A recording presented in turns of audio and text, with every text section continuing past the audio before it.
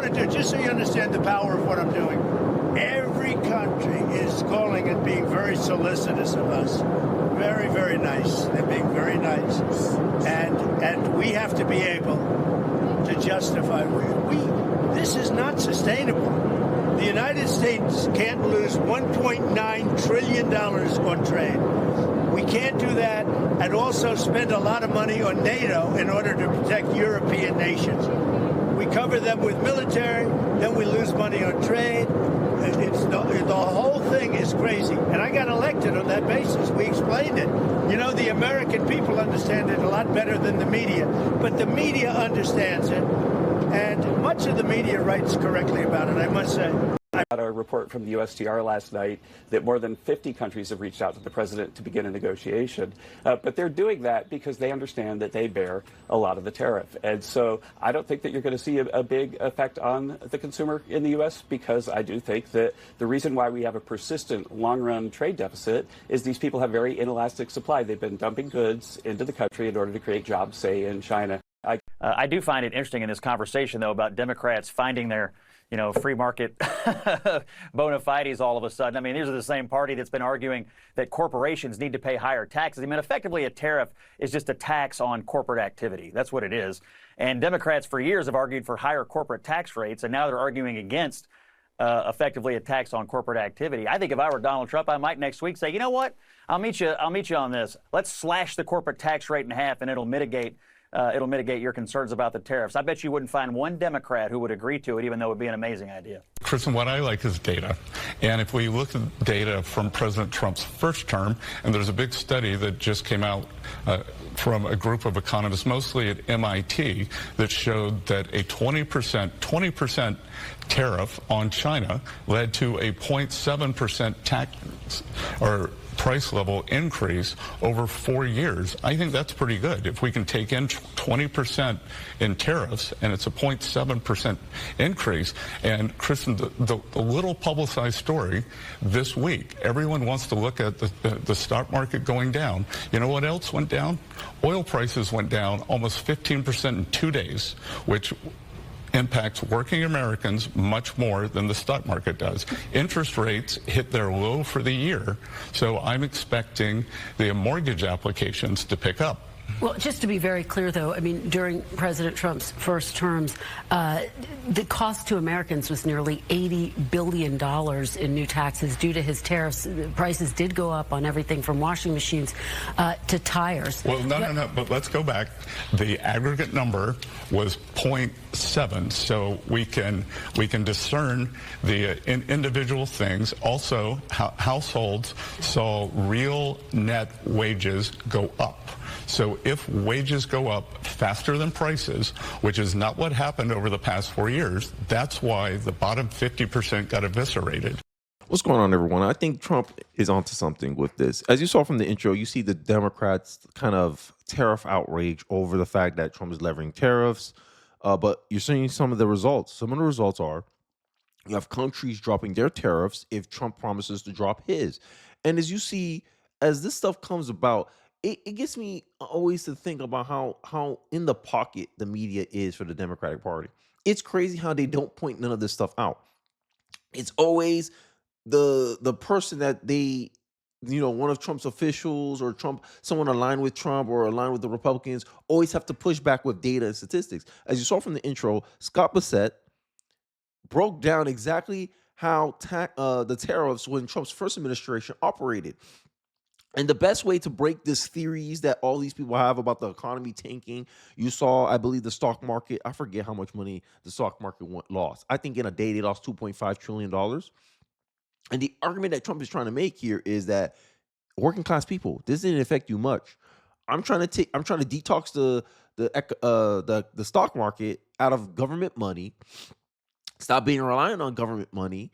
I'm levying these trade wars because we're losing money on these trades. These are bad deals. These are objectively bad deals. Can you justify to me today losing $1.9 trillion a year on the last status of the trade jobs? And the Democrats are outraging like this is a good thing. Democrats, defend this. Before Trump levied these tariffs, we're losing $1.9 trillion in trade. Can you justify that, Democrats? I don't think so. And I think this is the argument that Trump is saying. I think what's going on is the media don't actually listen to Trump. The media listens to the Democrats' perception of Trump, and that's what they push out as news. And this is the ridiculousness. I think Trump is spot on. I think many people are hearing where Trump is going and they say, okay, we'll give you some time. And I think Trump is the most honest and most effective politician. Hell, Bill Maher even agrees with me. That's a separate video. But before I go into any further, I want you to play this. I want to play this clip of this great breakdown of exactly kind of the perspective that Trump has about his tariffs. Whatever you think of Trump, his economic plan makes complete sense. The U.S. has 36 trillion in debt. In 2025, they will spend 6 trillion, but will only collect 4 trillion in revenue. So they need to borrow 2 trillion, and this will increase their debt to 38 trillion. Trump's economic plan is based on 3 levers. Number 1, cut expenses by 1 trillion, which is Doge, Elon Musk. He's targeting waste and fraud, like social security payments for people who are 150 years old. That is just fraud. 2, increasing revenue by 1 to 2 trillion through, number 1, tariffs. They will increase tariffs from 50 billion to 500 billion target. People will say, but other countries will retaliate. They will not be able to do it. The US is the biggest customer on earth. They consume 20 trillion every year. They are the biggest importer. They import 3 trillion every year. Plus, the current tariffs is actually not fair. Why should US cars entering Europe faces 10% tariffs, while the European cars entering the US just pay 2.5%? It's not fair. And because of the tariff changes, it now makes economic sense to build factories and businesses inside the US again. That means more jobs, means tax-paying businesses, and more foreign investment coming in. He will also increase revenue by deregulation. He will remove unnecessary regulations and rules, making it easier to do business, so business can grow faster, generate more tax revenues. He will also make this gold card, which is offering lifetime US residency for 5 million. I think at least 1 or 2 million individuals globally can afford it. So if just 10% of them, if just 100,000 people buy this card, that's 1 trillion in incremental revenue. The third lever is he will reduce taxes.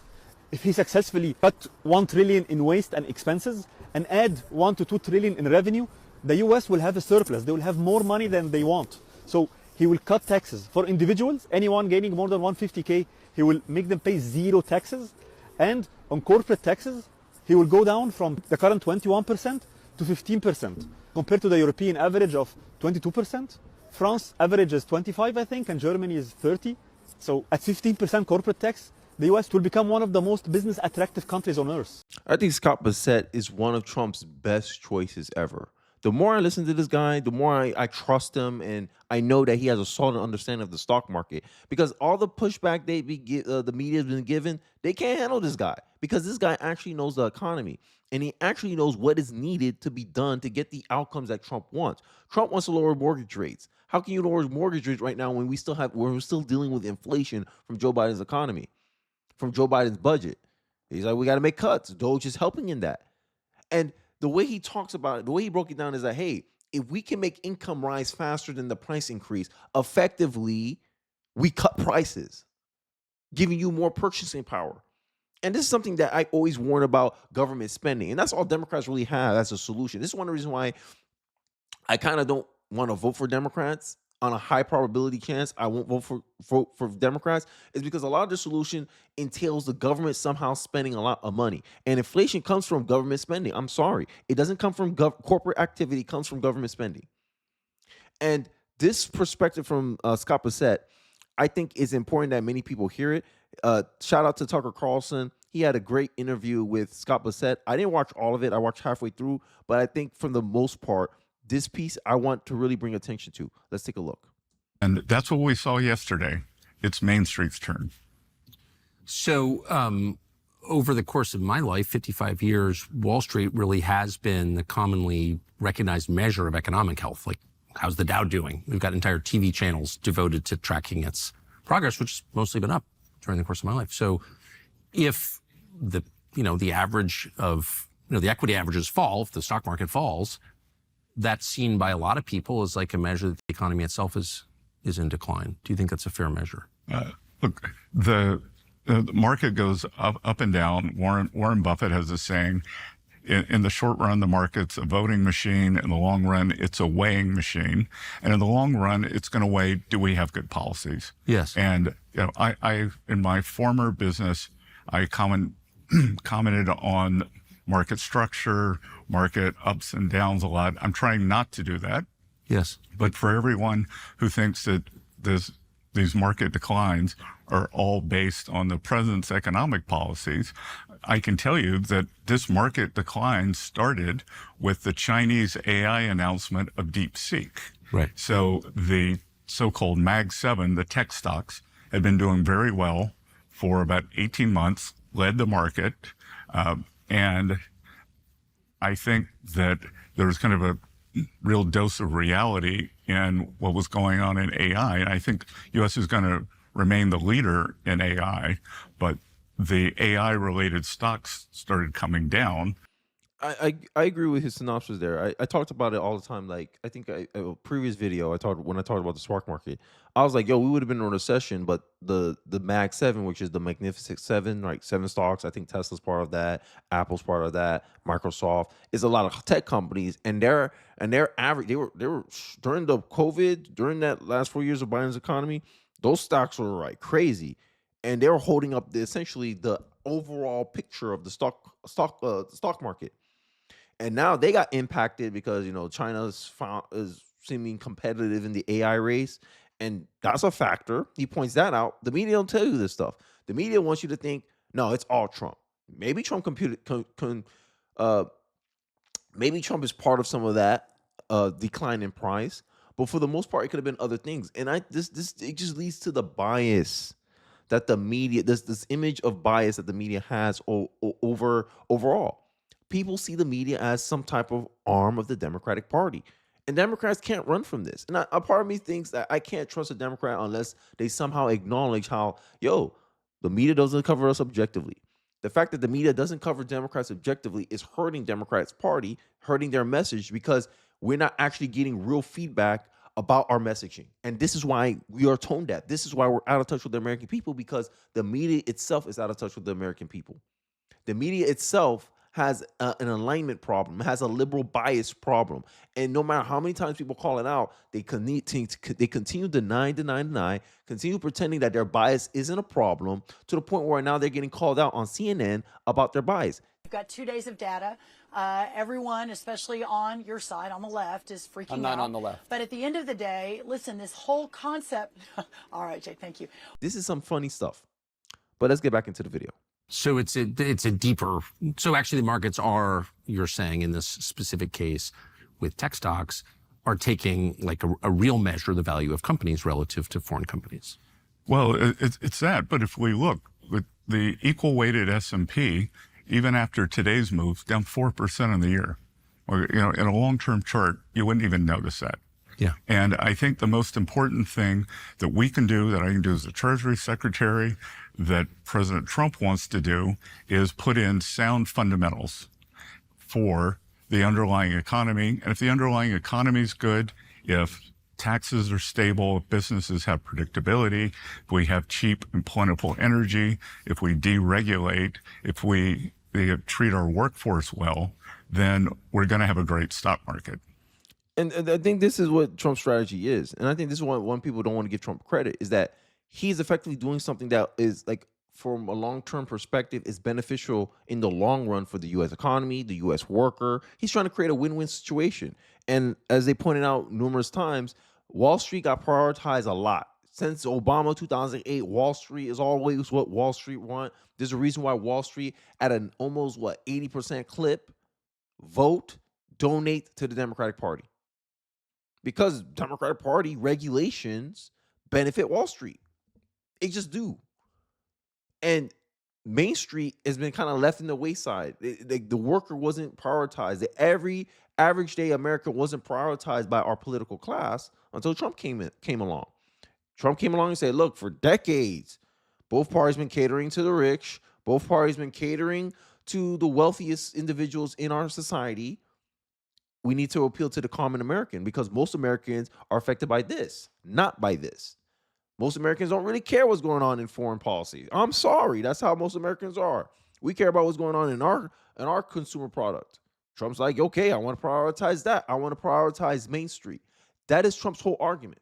And Democrats, they know they can't compete on this argument. This is why I laugh at my detractors or people who come in my comment section who disagree with me, telling me, Kenny, Trump's doing stuff that's hurting Americans. No, it's taking medicine. Sometimes the medicine is bitter, but a year from now, you'll be happy you did it. And this is what Trump's doing with the tariffs. And he's getting some results already. Some countries are dropping their tariffs. And that's what we want. Because if we had went with the status quo that the media and the Democrats want us to maintain of our current trade plan before Trump announced these tariffs, we would have been losing $1.9 trillion. That means we add almost $2 trillion a year to our deficit that Americans have to pay back because of the fact that we're getting ripped off on trade. No one can justify maintaining that. And this is my problem. Democratic Party is not the party of democracy. Democratic Party is the party of bureaucracy, defending status quo. The bureaucracy wants America to lose $2 trillion a year. Trump is trying to do something about it, and you're mad? That don't make sense. And this is why I say that Democrats and a lot of people who are kind of going against Trump, they don't have America's best interest at heart. That's just my opinion. Let me hear yours in the comment section below. I'd like to hear what you guys are thinking about this on this topic. What do you think of Trump's breakdown, the breakdown of Trump's tariffs? Kind of the intent behind it, kind of the principles behind it, that Trump is doing something that he's want to create a stock market based on a solid foundation, not based on government spending. I'd like to hear more of your thoughts on that in the comments section below. Don't forget to like, comment, subscribe. Appreciate you guys watching and the video. Share this video if you feel so inclined. It really does help me out in the algorithm. And I'll catch you guys on the next one. Peace.